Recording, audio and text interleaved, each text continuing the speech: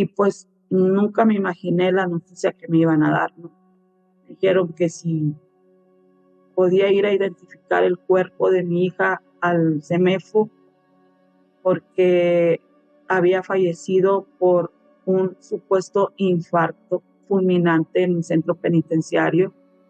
Y obviamente pues a mí se me fue la vida en ese momento. Pero para poder saber qué pasó con mi hija y darle su último adiós realmente como merece, todavía la tengo en cenizas aquí enfrente, porque no lo voy a hacer hasta que cierre el proceso. Pero hemos estado pisoteados por la justicia de nuestro país, los que deberían hacer justicia, que a mi hija la querían sacar en un contenedor de basura y tirarla, deshacerse del cuerpo. ¿Cómo creen que va a vivir uno con esa información? El domingo 14 de enero de 2024, Paula entró al centro penitenciario Cerezo 2 acompañada de una amiga. Había solicitado una visita con uno de los presos a quien había conocido por redes sociales. Sin embargo, con el paso de las horas, fue encontrada inconsciente, en lo que terminaría como una muerte sospechosa. El caso está lleno de inconsistencias e interrogantes sobre lo que pudo haber pasado dentro de la prisión. Por un lado, las autoridades tienen la versión de un infarto fulminante y por otro, su mamá, la señora Briseida, declara que el cuerpo de su hija presentaba lesiones, por lo que se debería investigar si fue homicidio o feminicidio. Mi nombre es Briseida Arizona Velarde, madre de Paula Yoset Arizona Velarde, joven que falleció el 14 de enero del 2024 en el Centro Penitenciario número 2 de la ciudad de Hermosillo, Sonora.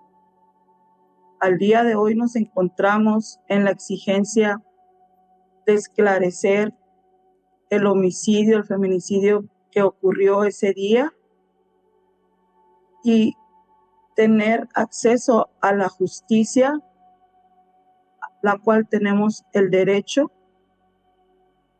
así como la verdad, para que no quede en la impunidad la muerte de Paula Yoset.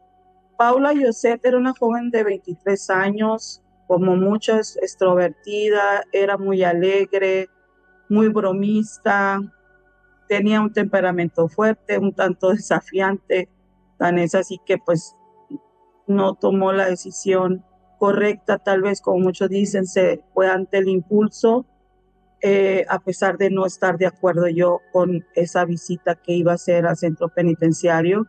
Sin embargo, como lo he comentado en otras ocasiones, en esa discusión que tuvimos la última semana respecto a su interés por visitar a un joven en centros penitenciarios, estaba hasta cierto punto tranquila porque mi hija en ese momento no contaba con una identificación oficial y es un requisito mínimo para ingresar a un centro penitenciario. Por lo tanto, pues ella toma la decisión de ir ese domingo aproximadamente entre 5:30, 6 de la tarde, que fue la última vez que yo tuve comunicación con ella, cuando me hace saber que ella va en camino, que va en compañía de una amiga de nombre Regina, a visitar al joven Carlos Alexis. La relación con este joven, al conocimiento que tuve una semana antes de que ella decidiera ir a visitarlo, es que se comunicaba a través de redes sociales, por Instagram, por WhatsApp, tenían llamadas. Yo desconocía que ese joven estuviese en un centro penitenciario porque prácticamente durante todo el día tenían comunicación.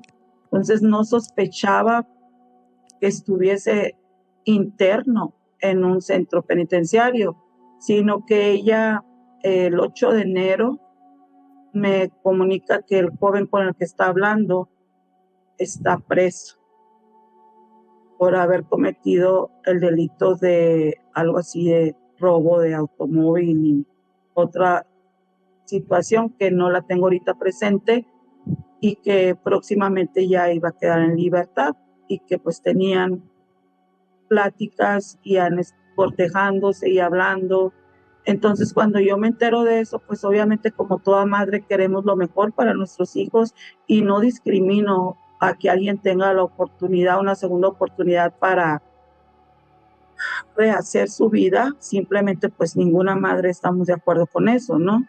Entonces yo le digo, yo sé cómo es posible, siendo una joven tan bonita, con todo un futuro por delante, te traes a conocer a alguien en las condiciones que tiene el joven y pues no mereces eso, mereces algo mucho mejor que eso. Y quiero recalcar y hacer énfasis, no en un acto discriminatorio, simplemente porque es complicado entender uno como madre que esté alguien con una persona que esté privada de la libertad. Paula me refirió en ese momento que era un joven que pues se había equivocado en su momento, a los 18 años, 19, creo que en ese momento fue cuando lo detuvieron y que pues que era alguien que lo escuchaba, que era pues guapo, entre otras cosas, ¿no? Y que se sentía cómodo y que quería visitarlo, hasta ahí, pero que no quería ir sola, que iba a ir acompañada de una amiga para verlo. Y pues ya toda esa semana estuvimos platicando, ella insistió, dame la oportunidad, obviamente que yo le dije que no estaba de acuerdo. Tuvimos alguna serie de confrontaciones en verbal, en tratar de que entendiera que no era la ruta correcta. Sin embargo, pues tomó ella esa decisión de asistir y como les vuelvo a comentar, en compañía de Regina, me avisa, lo cual agradezco que me haya avisado porque a pesar de ciertas dificultades que pudiéramos tener, yo creo que en casa siempre hemos dicho que debe de prevalecer la comunicación, ¿no? Sea buena o mala o extraordinario, porque eso nos permite localizarnos, saber dónde está cada quien, en qué circunstancias se encuentra para poder ayudarnos. Y ella, de hecho, un día antes estaba como muy inquieta porque el joven de alguna forma la estaba presionando para que fuera.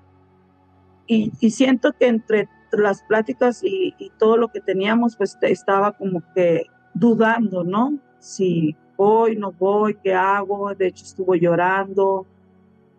Nosotros después nos enteramos las conversaciones que ellos tuvieron a través de Instagram, pero eso fue después de que ella ya había fallecido y pudimos percatarnos de ciertas situaciones de violencia verbal o accionada en el sentido de que, por ejemplo, te puedo decir, un día te amo, eres lo mejor que me ha pasado, eres hermosa, y otro día, ay, no sé qué estás haciendo allá, yo estoy aquí adentro, tal vez andes de o sea, y situaciones, y ella en su respuesta le decía, no, yo no soy así, yo no soy esa persona que tú crees que está afuera, entre otras cosas, y gritos, o sea, audios con cierto rasgo de violencia, pero eso, como te comento, lo descubrimos después, ¿no? Que yo pude acceder a su Instagram. Poco a poco Paula se fue enamorando de este chico sin importar que él estuviera en la cárcel. Ella creía que merecía una segunda oportunidad, por lo que cada que podía se lo hacía saber a su mamá, quien nunca estuvo, por cierto, de acuerdo con esta relación. Pero con el paso del tiempo, la ilusión de conocerlo en persona era cada vez más fuerte. Además, la presión y manipulación por parte de Alexis fue lo que llevó a que Paula tomara la decisión de ir a visitarlo. Cuando me marca Paula, como te comento, como aproximadamente 5:30. De hecho, no me marca de su número porque se había quedado sin saldo, pero ella siempre buscaba marcarme de donde sea. Si tú ibas por la calle y ella ocupaba hablarme, te iba a pedir el teléfono. Oye, me prestas el teléfono, quiero hablarle a mi mamá. Y de hecho, la llamada que hizo, la hizo del InDrive que las llevaba al centro penitenciario. El joven que las llevaba le prestó el teléfono y ahí ella fue cuando me habló. Se corta la llamada y yo le regreso la llamada al teléfono al que me marcó, pero no me contestan. Y yo ya le mandé audios y traté de comunicarme con ella en su WhatsApp y no, ya no recibí respuesta. Entonces di por hecho que algo ya no estaba bien y que se quedó sin carga o algo, y pasaron como 3 horas. A las 8:30, 9 de la noche, yo me empecé a inquietar aún más porque Paula siempre estaba conectada, pues, ya sea al WhatsApp, en Instagram o algo, y buscábamos el medio que fuera posible para comunicarnos. Dije, qué raro que Paula haya pasado tantas horas y no se haya comunicado conmigo. Para ello, yo trato de comunicarme con Regina, tampoco me contesta. Hablo con la mamá de Regina si sabía algo de las muchachas y me dijo que al parecer se iban a ir a casa de la hermana de Regina. Y pasa las horas y dije, bueno, pues Paula está enojada, tal vez se va a reportar ahorita. Me quedo dormida y en la mañana, por alguna razón, yo vuelvo a revisar el celular y veo que Paula sigue sin conectividad, no le llegaron mis últimos mensajes, y ahí es cuando decido yo no ir a trabajar porque algo no estaba bien.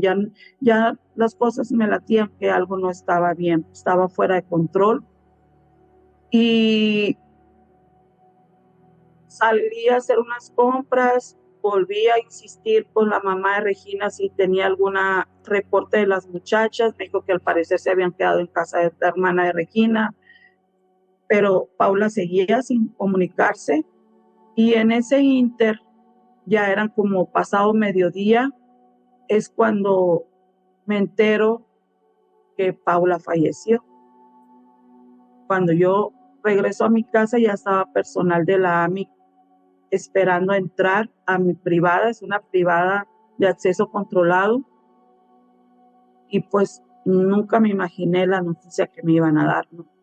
Me dijeron que si podía ir a identificar el cuerpo de mi hija al CEMEFO porque había fallecido por un supuesto infarto fulminante en un centro penitenciario. Y obviamente pues a mí se me fue la vida en ese momento, ¿no? Quedé así como si fuera una película. Yo le digo a los agentes que no puedo ir por manejando yo porque no me sentía bien. Y ellos me llevaron, aviso a mi familia, notifico la situación. Mi hermano me alcanza en el CEMEFO y pues nunca me dieron acceso a ver el cuerpo, me negaron. Supuestamente iba a ir a identificarlo, lo pude identificar solamente por fotografías. Me pasaron a un cuarto y vi unas fotos en una computadora y dije, pues es mi hija.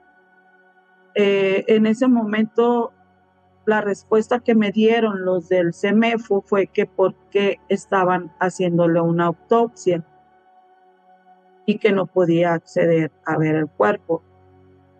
Luego es un trámite bastante tedioso en medio del dolor, de la pérdida, del no poder acreditar lo que estaba pasando. Es ir a hacer una denuncia al Ministerio Público, luego regresas al Ministerio Público, volver al CEMEFO y luego otra vez al Ministerio Público. Para esto ya se me hicieron las 8 de la noche, salgo de la última denuncia y declaraciones que me tomaron. Inmediatamente voy a la Comisión Estatal de Derechos Humanos porque algo no estaba bien, porque nada de lo que ellos me estaban diciendo cuadraba, porque mi hija no padecía de ningún síntoma que pudiera poner en riesgo lo que ellos decían de un infarto. Actualmente ella estaba ejercitándose, estaba en el gimnasio, o sea, comía bien. Entonces no había rasgo de un probable infarto, ¿no? Y aparte por el trato y la negligencia de no acceder a ver el cuerpo de mi hija. Bueno, en resumidas cuentas, puse esa denuncia en la Comisión Estatal de Derechos Humanos. Me regreso a mi casa y inmediatamente llegan personas de atención a víctimas a ponerse a la orden, a ofrecerme servicio psicológico, un asesor jurídico que te ponen por ahí, pero pues obviamente que yo no lo acepté. ¿Por qué? Porque pues estoy luchando en contra del propio gobierno, porque el gobierno en este caso es responsable de la muerte de mi hija porque es garante del centro penitenciario y de lo que sucedió ahí. Sus funcionarios públicos en visibles actos de corrupción fueron permisivos y aparte de eso ocultaron evidencias que nos permiten acceder a la verdad y a la justicia. Al día siguiente, la señora Briseida recibió una inesperada noticia donde se le pedía que se presentara al CEMEFO de Hermosillo para identificar el cuerpo de su hija. La señora no podía creer lo que estaba escuchando y una vez que llegó a este lugar, tristemente se dio cuenta de que sí era ella. Pero, según las autoridades, los resultados de la autopsia decían que había fallecido por un infarto y es que es aquí donde empiezan todas las inconsistencias de este caso. Dentro de las observaciones y señalamientos que hice al enterarme de que Paula ingresó al centro penitenciario, la primera exigencia que hice pública fue de que por qué se le permitió el acceso sin portar una credencial de lector o una identificación oficial, que es un mínimo requisito. Otra, ¿por qué manejaron en las noticias que había muerto en una visita conyugal cuando no cumplía absolutamente con ningún criterio de acceso y de autorización a una visita conyugal? Paula tenía más o menos un mes hablando con este joven y eso está en la normativa en la Federación de Ingreso y Acceso como visita conyugal a un centro penitenciario. Tiene que haber un estudio médico, tienes que comprobar que hay un hijo de por medio o eres esposa o hay un concubinato por lo menos de 6 meses, entre otras cosas. Aún sea un derecho del PPL, la persona privada de la libertad, se tiene que cumplir con una serie de requisitos, hacer una solicitud de trabajo social, autorizarla por un comité, y nada de eso se cumplió. Nada de eso se cumplió. Por lo tanto, son responsables los servidores públicos en turno de haber hecho esa autorización. Y todo esto solamente, y hay pruebas que no nos las han recibido la fiscalía, pues que obviamente es porque hay intereses particulares y todo en un centro penitenciario tiene un precio, ¿no? Hay una cuota que pagar, que no tenemos como tal, más allá de un mensaje donde el joven le dice, no te preocupes, tu visita está arreglada, y tengo el screen en Instagram de lo que le dice, el comandante ya recibió la instrucción. Y todo eso, ¿cómo es posible que no nos los quieran tomar como una evidencia? Ahora, la fiscalía nos quiso hacer creer en su cuento soso, con el debido respeto, de que murió por un infarto. Ok, pero ellos solo se contradicen, porque si Paula un infarto fulminante es cuestión de minutos y ellos dicen que murió en el hospital, entonces, ¿cómo es posible que tú me estés diciendo que Paula se puso mal o presentó síntomas aproximadamente entre 8:59 de la noche? Tú la trasladas una hora después en un auto que no tiene las condiciones para trasladar tipo ambulancia o algo, ni siquiera hablaron a la ambulancia, no se le dio la atención. Vamos a creerles la farsa, ¿no? Que tienen, la historieta que hicieron. Entonces, bueno, se muere de un infarto, pues se murió ahí. Entonces no tienes por qué trasladarla. Tienes que hablarle al CEMEFO para que vaya a recoger el cuerpo y empezar a hacer la investigación pertinente. Luego dicen que murió en el traslado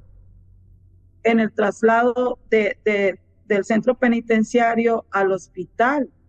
Y luego que en el hospital En el hospital hay dos versiones dentro de las entrevistas que se hicieron.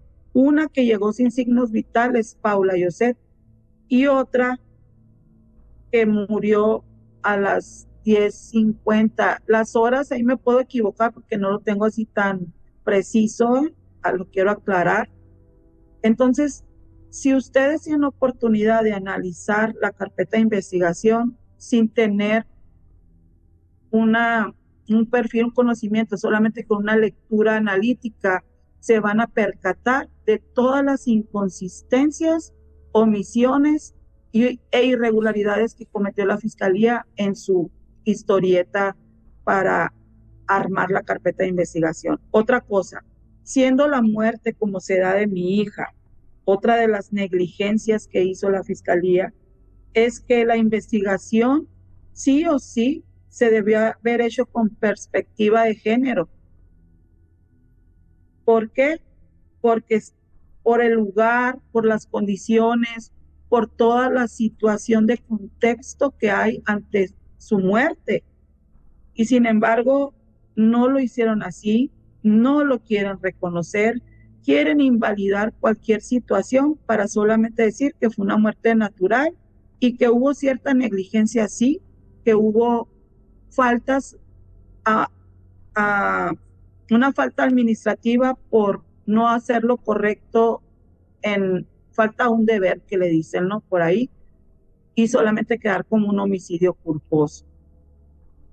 Otra situación, la persona que recibe a mi hija, que es Evangelina, que es la guardia, la manda como premio al Centro Penitenciario Femenil de Nogales como comandante y nunca la llamaron a las audiencias iniciales. Esta persona, una persona que ha hecho mucho daño, que de forma extraoficial por ahí maneja que ella fue la que se quedó con sus pertenencias, entre otras cosas. Y los demás involucrados fueron el médico, que no había médico en ese momento en el centro penitenciario, trabajo social, el guardia de seguridad, el comandante en turno y los del comité que autorizó la visita conyugal, que en este caso eran encargados de centros penitenciarios.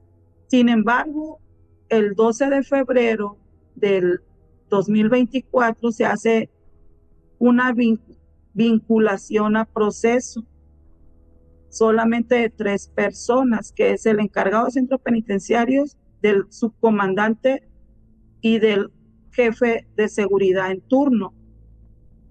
A los meses, el juez de control les ofrece o autoriza un sobreseimiento al encargado de centros penitenciarios, dejándolo exento de cualquier responsabilidad.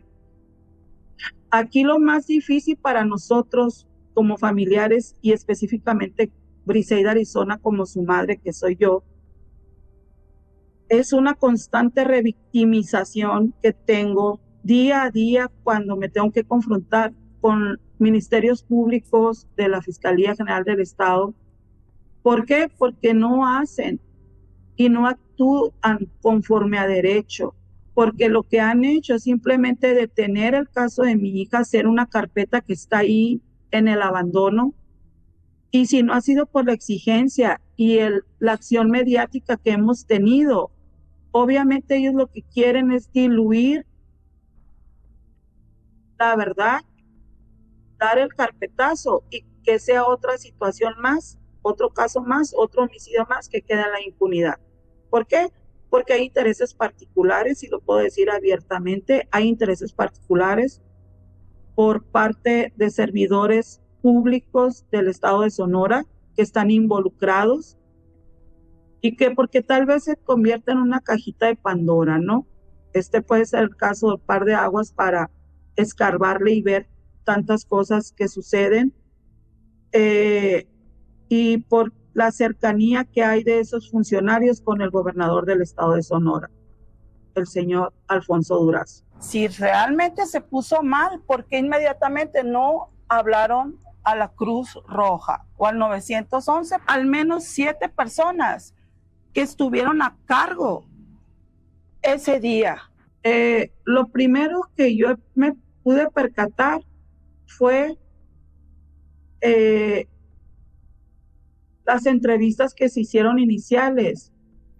Están muy vagas, sin intención de investigar a fondo. Eso es lo primero. Segundo, hubo mucha resistencia para poder acceder a la información que solicitamos nosotros. Solicitamos videos de las cámaras, fotos a color, comparativos de ADN, que se extendieran y fuera más profunda las preguntas de las entrevistas de las personas que están involucradas, que se hiciera el levantamiento que no se hizo, pero que se hiciera una inspección exhaustiva y conforme a lo que debe de ser en cuestión criminológica del área donde estuvo Paula. No es posible que tú como fiscalía me digas que no sabes dónde están sus pertenencias, que no sabes por qué destruyeron, dónde está su celular. Yo sí lo sé, porque yo sé que es evidencia que va a incriminar a algunas personas que formaron parte de o son cómplices en la muerte de mi hija. El metaperitaje que nosotros hicimos con el doctor Horacio Valeros, que él está en la mejor disposición si lo quieren invitar, y que él cumple el perfil, es una persona muy experimentada, conoce de medicina legal, medicina forense. Lo primero que vimos es que la persona que hizo la doctora Raquel, que hizo la autopsia de mi hija, ni siquiera cumplía con el perfil para hacer una autopsia médico legal. 2, ellos manejaban el infarto, sin embargo, su cuerpo presenta signos de una posible asfixia. Pero esa no nos las querían dar acceso a la integración, fue hasta hace unos meses que nos dieron oportunidad. Entonces, y coincide con, yo he tenido el apoyo del Observatorio Nacional de Feminicidios y también de algunos reporteros de investigación, Almudena Barragán del País, que yo le mandé la información de la necropsia de mi hija, y coincide también que hay ella con los expertos que tiene también conocidos cercanos, que sí se trata de una posible asfixia. La muerte de mi hija fue lo que le causó. Desconocemos quién la ocasionó, quién la provocó, porque pues es lo que estamos buscando, el acceso a la verdad y la justicia, y que las personas involucradas paguen por el delito cometido, porque hubo inminentemente un delito, un homicidio.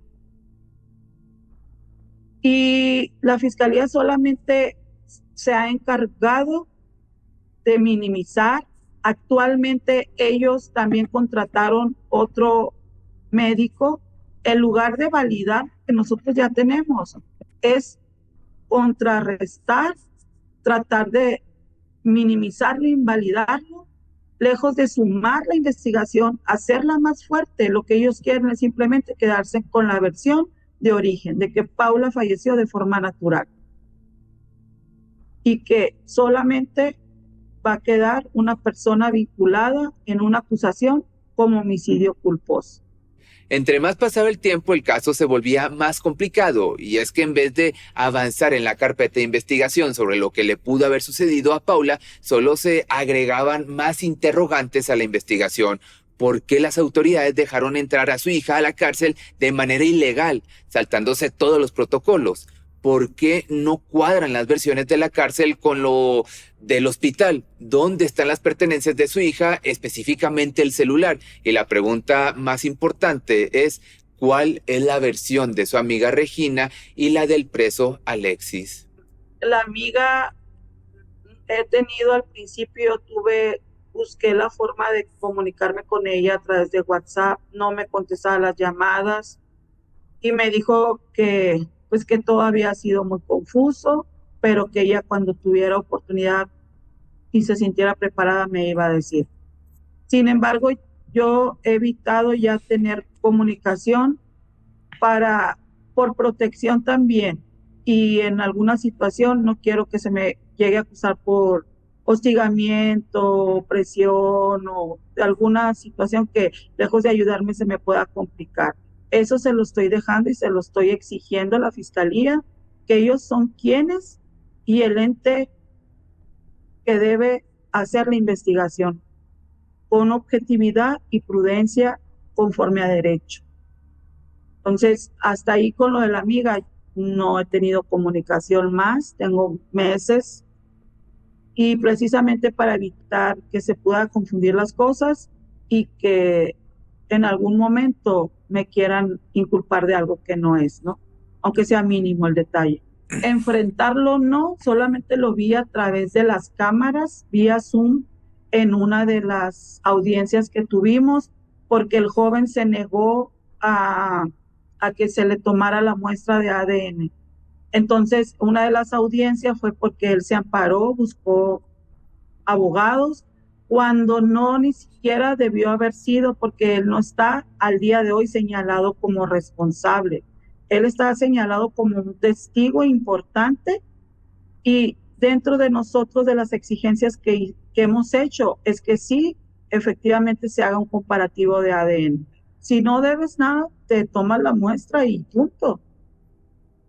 O sea, no tiene razón de ser de no hacerlo, ¿no? El joven hasta cierto punto ha estado muy protegido al interior del centro penitenciario y siguió con los privilegios de seguir usando celular, porque nosotros después de eso, pues hemos estado haciendo una investigación a la par.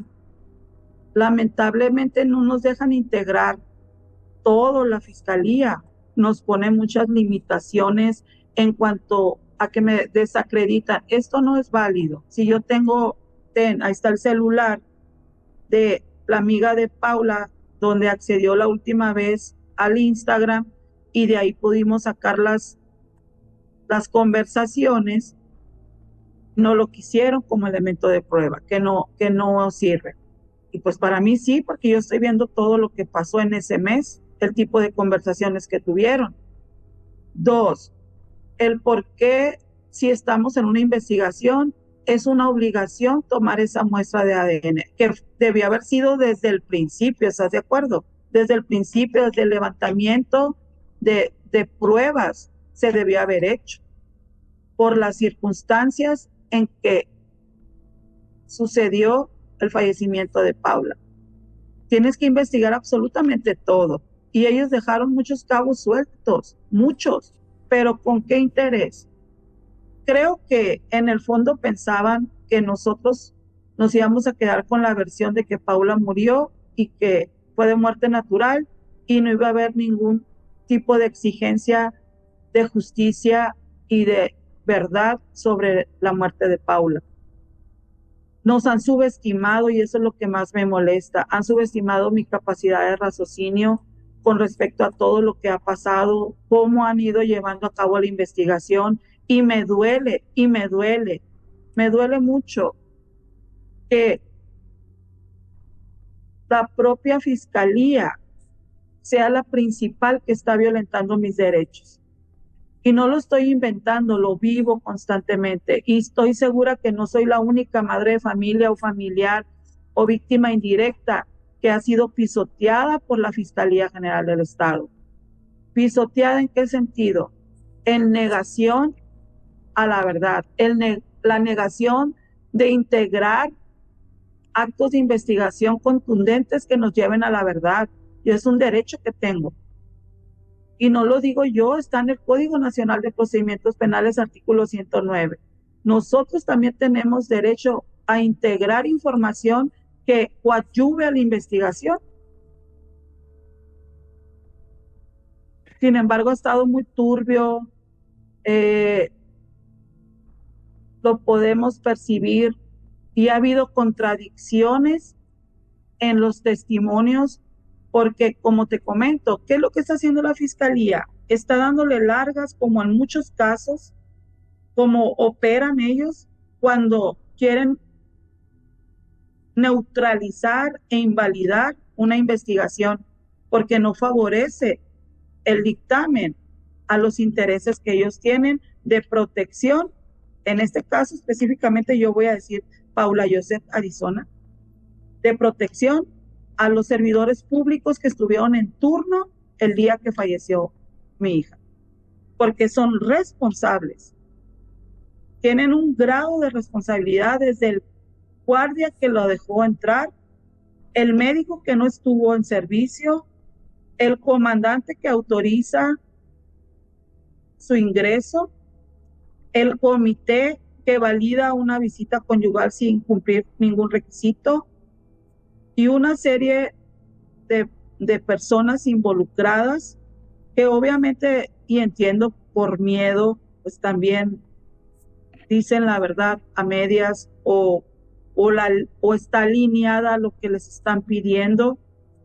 De forma extraoficial yo he recibido varios anuncios ahí, mensajes anónimos de lo que pasó, me duele. Sin embargo, las personas, pues, para poder ser testigos, les da miedo.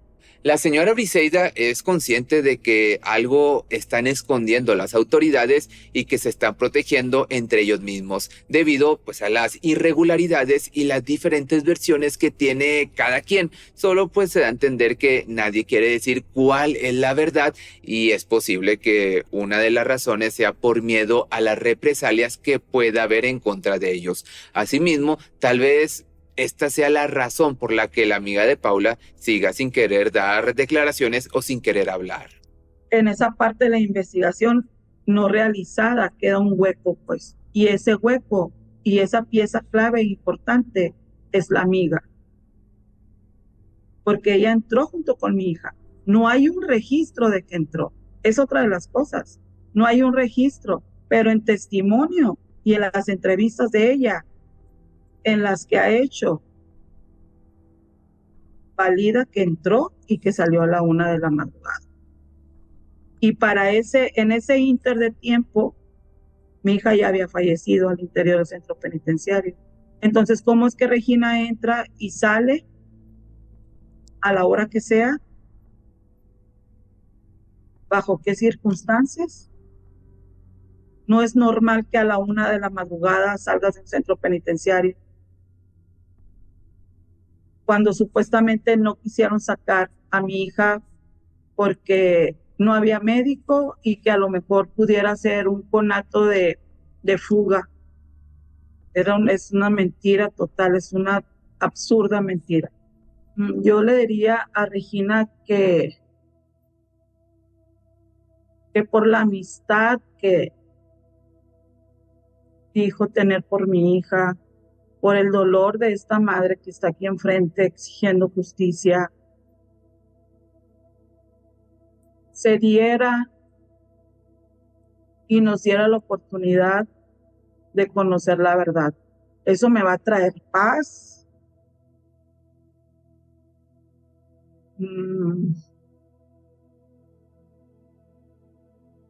Es complicado. Pero para poder saber qué pasó con mi hija y darle su último adiós realmente como merece, todavía la tengo en cenizas aquí enfrente, porque no lo voy a hacer hasta que cierre el proceso. Pero hemos estado pisoteados por la justicia de nuestro país, los que deberían hacer justicia. Hemos estado negados al acceso de la misma. He tenido que utilizar mis propios recursos, medios, tiempo, dinero, esfuerzos. ¿Cómo es posible? Pero es posible. Así funcionan las leyes en nuestro país. Las leyes en nuestro país funcionan a conveniencia de intereses particulares. Cuando ellos quieren, va a haber justicia a su manera. Pero cuando no, va a quedar un caso en total impunidad. Causa penal 1093-2024. No quiero que quede en la impunidad. Y no me voy a callar, no me voy a rendir. Voy a seguir buscando la verdad. Y no es más allá de Paula Yoset. Paula Yoset ya no está en este plano. Me duele, estoy aprendiendo a vivir con la ausencia, con el dolor ante la pérdida. Pero no quiero que le pase a ninguna otra más joven. a nadie. Que estén alertas, que tengan comunicación con sus padres, no importa si a lo mejor es un error o es una decisión no aprobada, pero siempre, por favor, no pierdan comunicación con sus padres. Si yo no hubiera tenido comunicación con mi hija, tal vez nunca me hubiera enterado de lo que pasó y hubieran desaparecido su cuerpo como era la instrucción de hacerlo. Es otra de las cosas que anónimamente me ha llegado.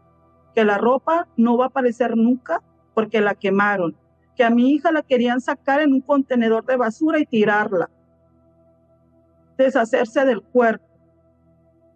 ¿Cómo creen que va a vivir uno con esa información? ¿Cómo creen que va a vivir uno cuando hay una negación total de las autoridades de reconocer el delito cometido? Pues que no desistir, no cansarse, el mantenerse de pie hasta que la vida nos alcance, ¿no? Porque la verdad aquí estamos pocas, son muchas más las que tendrían que salir, pero el miedo paraliza. No tengamos miedo, vamos a vivir con miedo todos los días porque la inseguridad está presente. Yo les puedo decir que siéntanse seguras a todas las jovencitas, no crean todo lo que les dicen, porque muchas veces están en una situación vulnerable. Bastan 5 minutos de que tú le puedas dar credibilidad a una persona que está atrás de una cámara, atrás de una red social, atrás a lo mejor con un perfil falso. Busquen siempre su seguridad e integridad, porque el Estado no se las garantiza. Allá afuera nadie se las va a garantizar si ustedes no se percatan de que hay maldad, hay intereses que pueden terminar con su vida. Mi sugerencia, mi recomendación es eviten tener comunicación de personas. Tienen que ser muy perceptivas de qué intereses tienen sobre ustedes. Y al principal o mínimo signo de violencia, de falta de respeto que tengan hacia ustedes, sea cual sea, no traten de demostrar que son diferentes. Ustedes tienen que seguir con valores, con respeto, sin demostrarle a nadie más, a sus padres, a ustedes mismas, y garantizar estar en un ambiente seguro, en una zona segura. En sí, a la sociedad es muy prejuiciosa y lo vemos con diferentes casos. Yo les puedo decir que Paula no era una muchacha que no tuviera una mamá que estuviera pendiente de ella. Simplemente también tenemos que entender que tiene 23 años y no puedo ser tan invasiva en su intimidad de con quién está platicando. Aparte, hace rato lo comenté, cuando alguien está hablando 24/7 en red social, en un WhatsApp, yo no estoy familiarizada con ninguna situación que tenga que ver con centros penitenciarios, con una persona que esté privada de la libertad. Entonces, ni siquiera me imaginaba que el joven estuviese preso. ¿Por qué? Porque dije, bueno, ya después que me enteré, dije, pues entonces, ¿cómo tiene privilegios, no? ¿Cómo puede tener un celular durante todo el día? Pero bueno, ya sabemos que al interior de centros penitenciarios, con dinero se lo puede todo, ¿no? Puedes tener cualquier tipo de privilegios, porque así funciona nuestro país. Que antes de juzgar, piensen en sus hijos y que nadie estamos exentos de una situación en lo particular, como esta o más dramática. Que seamos más sensibles, más empáticos.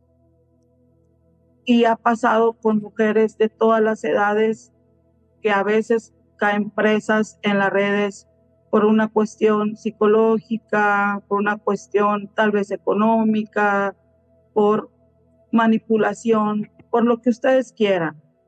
Pero tenemos que tener presentes que detrás de cada persona hay una historia, como lo vuelvo a repetir. una historia a veces mal contada. Mejor enfoquémonos en ver cómo está nuestro país, cuántas mujeres y hombres desaparecidos, cuántos feminicidios hay a nivel nacional, cuántos niños desaparecidos y cómo funcionan las autoridades de nuestro país, cómo funciona la justicia en nuestro país. Creo que deberíamos ser un poquito más conscientes en ese sentido. El cómo podemos trabajar como sociedad, como comunidad, para ir erradicando los altos índices de violencia que existen en nuestro país. Eso es una situación que deberíamos tener en cuenta como sociedad. No me voy a calmar, no me voy a callar, no me voy a dejar, no me voy a rendir. ¡Ni una más! ¡Ni una más! ¡Ni una más! ¡Ni una más! ¡Ni una más! ¡Ni una más! ¡Justicia para todos! Actualmente, pues es un proceso. Han pasado 17 meses de su partida, justo el día 14, el sábado. Es difícil. Paula, pues en la casa solamente somos su hermano y yo actualmente. Ella pues ya no está. Mi familia, pues mi mamá, mis hermanos y todos, ha sido una situación muy dolorosa porque nunca nos había tocado vivir ni nos imaginábamos que íbamos a pasar por este proceso, por esta situación. Sí hemos buscado ayuda psicológica en momentos con el tanatólogo. Sin embargo, ahorita, en estos meses, hemos estado enfocados en buscar la verdad con nuestros propios recursos. Brisa Arizona no se ha permitido el duelo al día de hoy. Tengo mis momentos de quiebre como ahorita. Tengo lágrimas ahí acumuladas en la espera de que esto culmine y que realmente se haga justicia. Tratamos de seguir nuestras vidas porque la vida sigue, pero por el profundo amor que tengo a mi hija, pues no quiero que su muerte quede en vano. Quiero que exista un despertar después de esta situación para muchas mujeres, para muchas jóvenes y para muchas madres. Invitarlas a que si están sufriendo una situación similar, no se queden calladas. Alcemos la voz en un grito desesperado, no importa.